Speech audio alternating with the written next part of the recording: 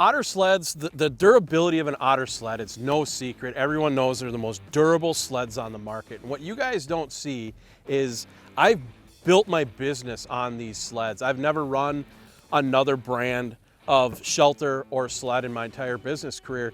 And I'm glad I started with Otter, because the reason why is I didn't have to go through several different manufacturers of trial and error and breakage and lost time and lost money. And it just does everything I need it to do. And then the other part you guys don't see is when I built my house, when I was clearing my land, this was filled with logs, dragging them off and burning them. This was filled with rocks, dragging them across my yard, like filled with rocks, 1,000 pounds of rocks, just dragging it, and then putting it back to work when we go back to ice guiding in the fall. The other thing you guys don't see is farmers using these to haul manure, grain, in the calving season, putting these to use, putting calves in them and bringing back to the barn. So there's a ton of different uses for Otter sleds. It's just not ice fishing. You know, matter of fact, a lot of places use them for duck camps, hauling decoys, even hauling people, floating people across small like streams and rivers.